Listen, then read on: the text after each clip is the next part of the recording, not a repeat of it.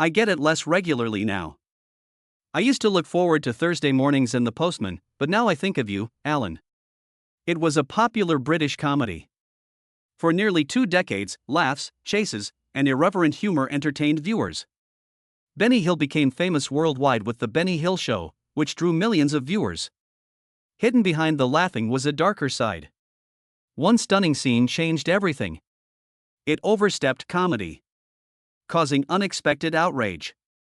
What was once TV gold became a scandal that ended it. Join us as we discuss the show, its creator, the scene that altered everything, and what fans still think. Show that altered British comedy. Benny Hill wasn't your typical TV comedy. Full-scale cultural event. The show aired from January 15, 1955 to May 1, 1989. Benny Hill's comedy, parody, and irreverent humor entertained millions for almost 30 years. It was a simple but entertaining show.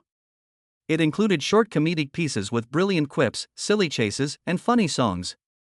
Fans laughed out loud as well as watched.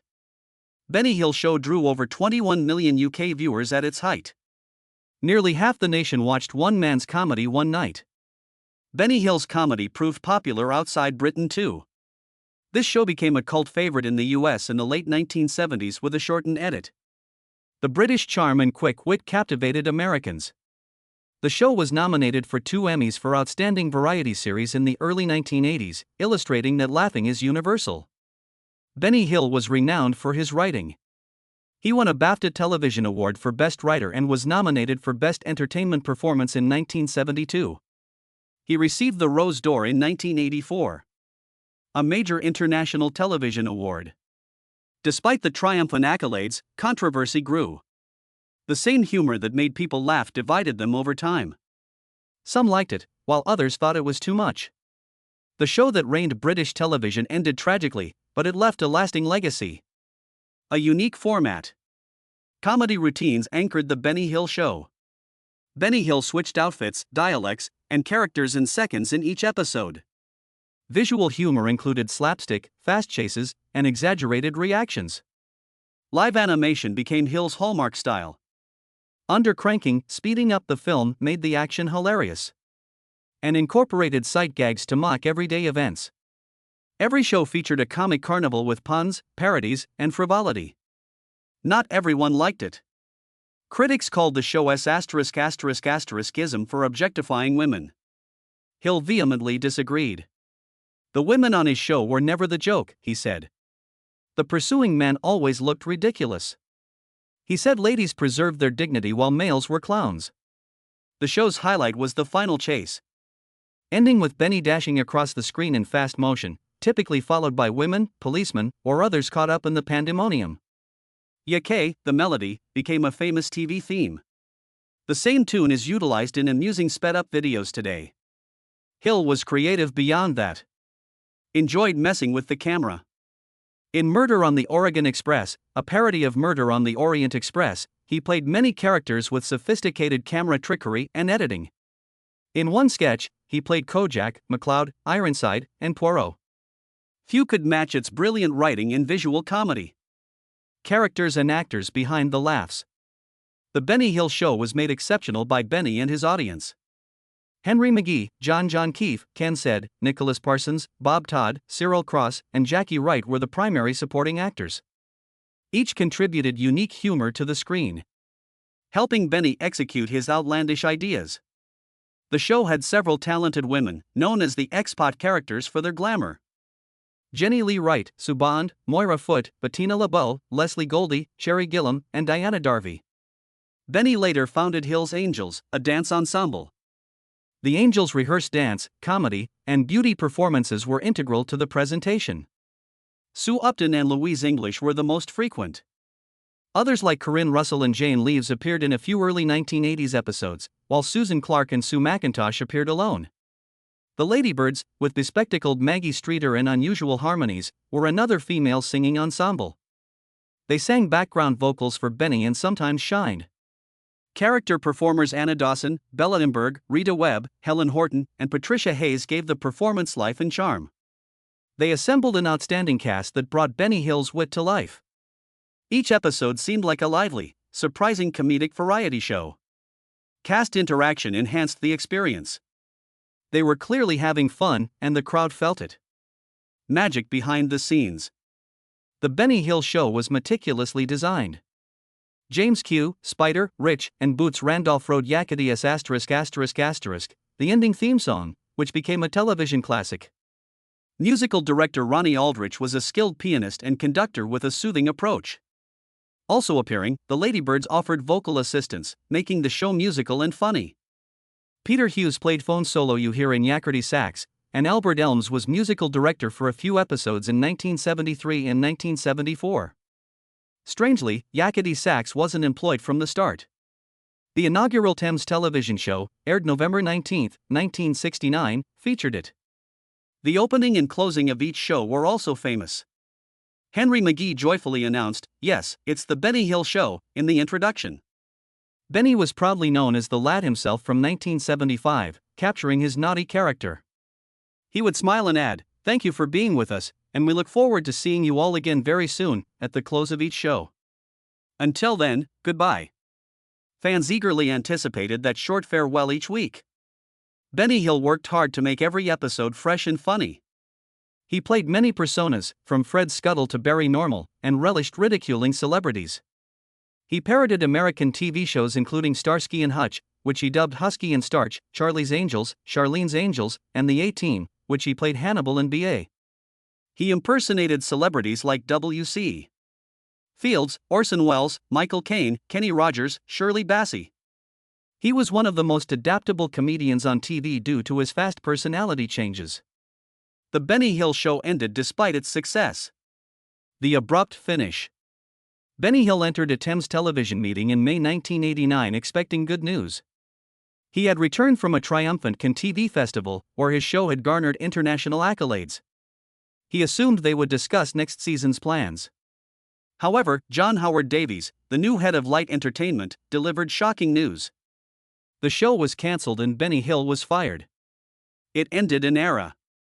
Davies later detailed his decision's three primary grounds. Benny looked tired, the show was too pricey, and attendance was decreasing. It was devastating for a man whose work had earned Thames Television over £100 million, much of it from the show's US success. More than 21 million Brits watched The Benny Hill Show in 1971. That number declined to just around 10 million by 1989. Although that seemed tremendous, it was a symptom of TV decline. The show was still one of Britain's biggest TV exports, running in 97 countries. Even after it ended, Benny Hill's laughter reached millions across continents. For 20 years, British national television did not air full Benny Hill Show programs. Time restores things. It returned for Christmas on the channel That's TV, along with Beatles About and Kenny Everett's New Year's specials. British television's fun, charm, and controversy returned. The DVD revival. Even when the show ended, it was remembered. US fans were treated in 2004. A&E Home Video published the full-length Benny Hill Thames specials on 18 DVDs. Benny Hill, complete and unadulterated, spanned 1969 to 1989. Each collection included 3 discs with uncut sketches, trivia challenges, booklets, and behind-the-scenes extras. It let fans experience Benny's biggest moments as originally aired.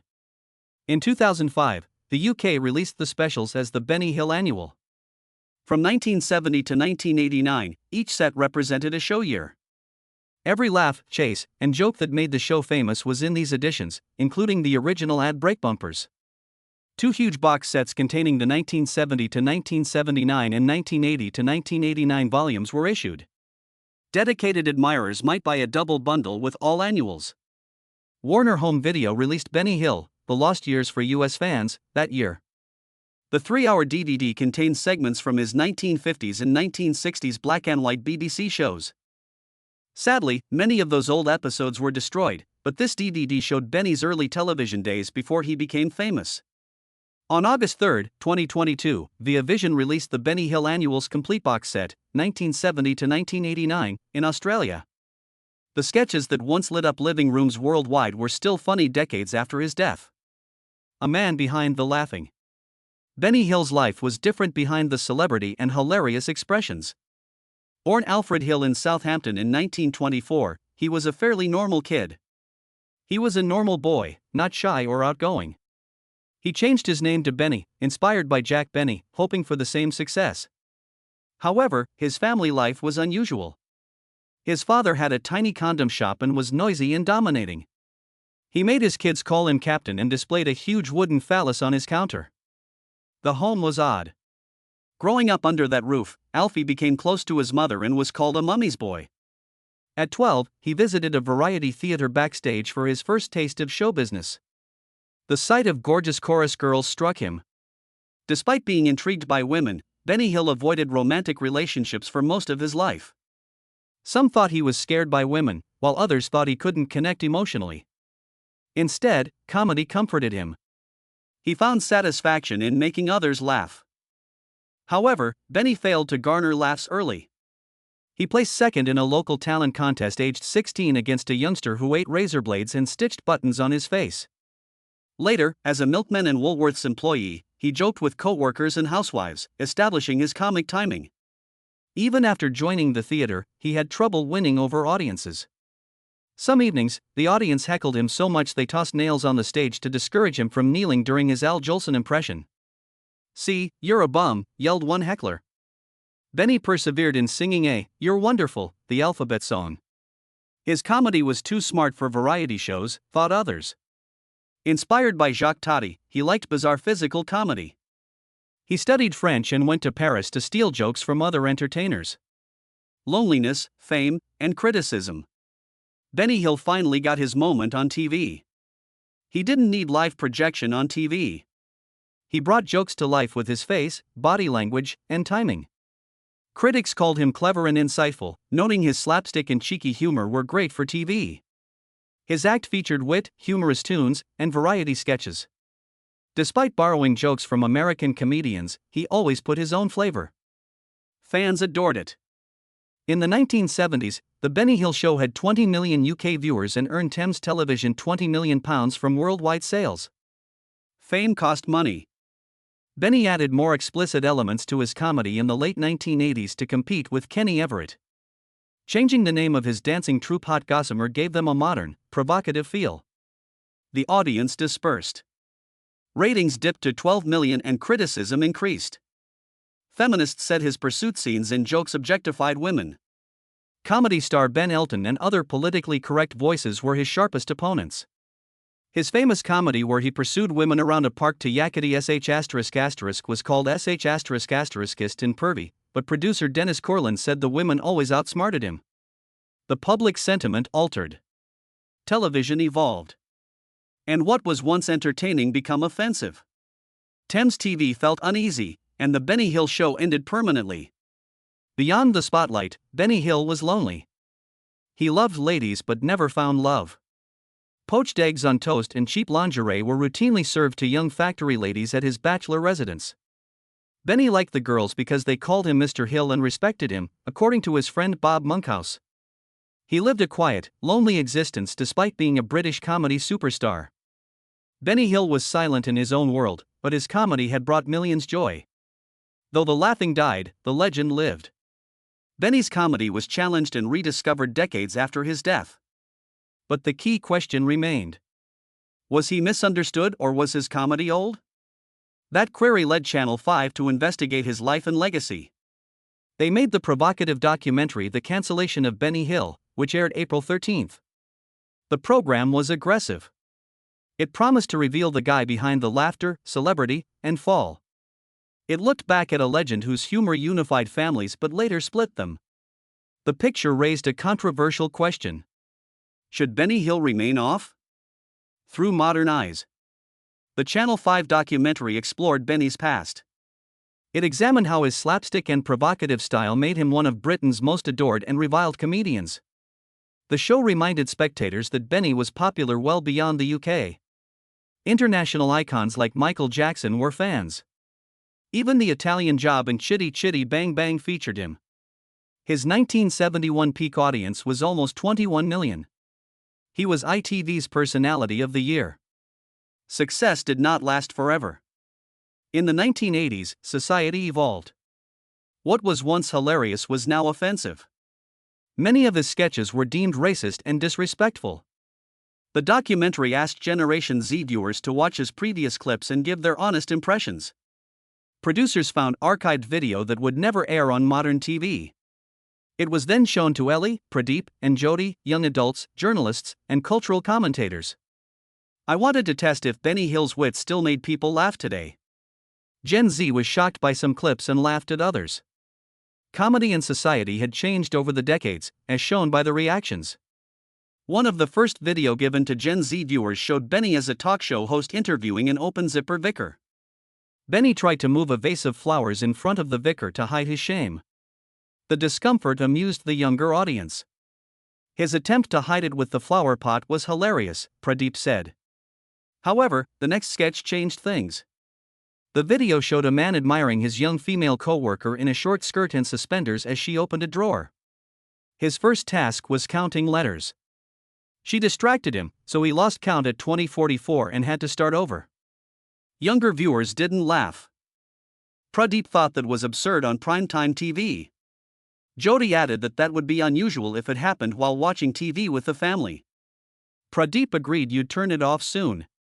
According to journalist Nina Misko, this is a masculine dream of a secretary, submissive, bendy, and sleazy.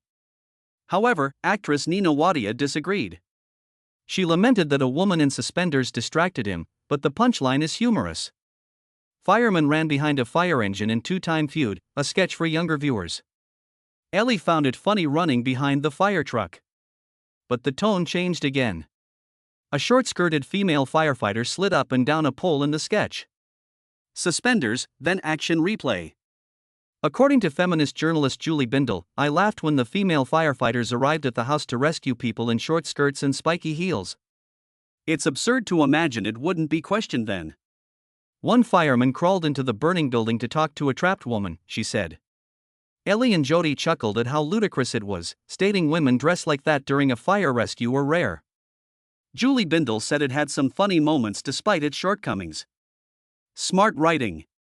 The documentary also showed how different the 1970s were.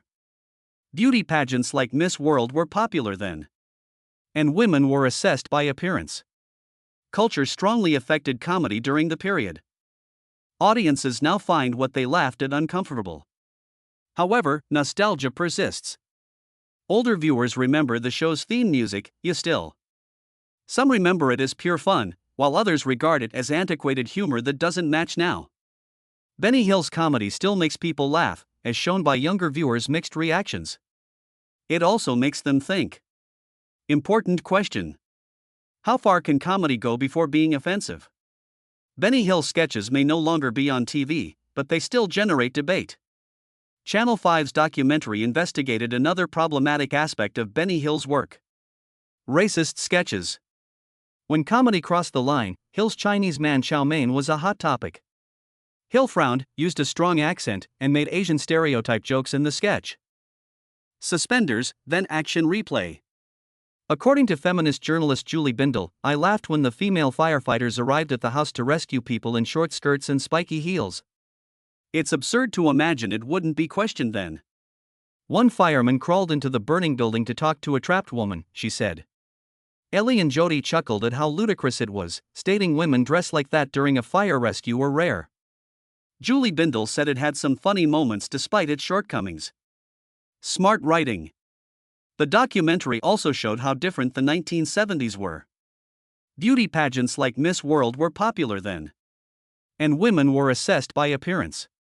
Culture strongly affected comedy during the period. Audiences now find what they laughed at uncomfortable. However, nostalgia persists. Older viewers remember the show's theme music, You Still. Some remember it as pure fun, while others regard it as antiquated humor that doesn't match now. Benny Hill's comedy still makes people laugh, as shown by younger viewers' mixed reactions. It also makes them think. Important question. How far can comedy go before being offensive? Benny Hill sketches may no longer be on TV, but they still generate debate.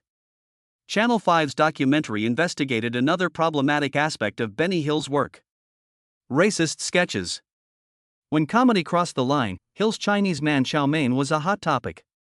Hill frowned, used a strong accent, and made Asian stereotype jokes in the sketch. Watching it today stunned younger audiences. "I doubt that would work today," remarked Pradeep. Jody said, "That surprised me. I wasn't expecting that." Ellie agreed, stating his accent and squinting were horrible. The exaggerated accent made elections sound like erection in the scene. Jody noted that the miscommunication was humorous, but the race-based miscommunication made it unfunny. Actress Nina Wadia provided context. "Over 21 million people watched in the 1970s, she said. She said it's an indication of the times if that many people watch someone play inappropriate roles. Why would Benny Hill be condemned if society laughed?" Fred Scuttle, Hill's less controversial creation, was next in the documentary. All ages, including Gen Z, enjoyed this character. One Scuttle sketch drew mixed reviews. He starts an escort agency with old men as escorts and young, gorgeous ladies as escorts. The joke aged poorly and made women seem objectified again, according to the crowd. However, Teddington's Two-Ton Ted was more popular. Hill's 1971 Christmas #1 smash, Ernie, the quickest milkman in the West, featured him. Milkman Ernie, bread delivery man Ted, and Sue formed a love triangle. Sue marries Ted after he kills Ernie with a rock cake and pork pie, but Ernie haunts them. Feminist journalist Julie Bindel called the sketch very clever, very funny song and rhyme. It charmed Gen Z viewers too. Ellie laughed and said it was so catchy she would remember it. Jody and Pradeep concurred, indicating Hill's comedy still works. Just as things were getting lighter, the show got darker. Younger viewers reacted immediately when Hill wore blackface. A show like that would be cancelled 100% today. "No career," Jody said. The amazement on their expressions demonstrated how much the world has changed since Benny Hill's humor. The dying years of a comedic legend. The documentary depicted the guy behind the laughs. Benny Hill was shy and unconcerned about fame and money. He liked to travel, spoke French well, and was smarter than his jokes implied. Hill's Angels, his 1980s film, changed his career. Show tone altered with this dance company. It got less funny and more glamorous. The sketches increasingly depicted women as objects of desire rather than comedy characters. Fans and critics noticed the change. What was once fun was now awkward and old. Julie Bindel explained excellently. Hill's Angels fans were considered dinosaurs as women entered business. The Benny Hill show was still exported to 127 countries, although it had lost popularity at home. British audiences moved on. Billy Connolly and other alternative comedians were emerging fast, making Hill's old-school humor seem outdated. Hill tried to adjust. He reduced Hill's Angels and added the Little Angels, a bunch of children who teased a dissatisfied butler. However, his show was losing its appeal. The Benny Hill show ended in 1984. Years later, he tried again to revive his career. He filmed Benny Hill's 1991 American World Tour. Behind the scenes, his health deteriorated. He had a heart attack in February 1992. Michael Jackson visited him in the hospital. His biggest admirer. Quickly got a new TV deal and seemed poised to return, but fate intervened. Benny Hill died in his home in April 1992 while watching TV on his sofa. But he was only 68. Benny Hill was a world-famous British comedian following his death. His fans included unexpected American hip-hop artists like Snoop Dogg, who respected his wit and daring. Even today, many critics believe his actual skill has been overshadowed by outdated sketches. Some called him a comic genius who defined a generation. For others, he showed how humor can age, sometimes poorly. Was Benny Hill unfairly cancelled, or did his comedy belong in another time? Comment your ideas below. Please like, subscribe, and stay tuned for more amazing Hollywood stories. See you later.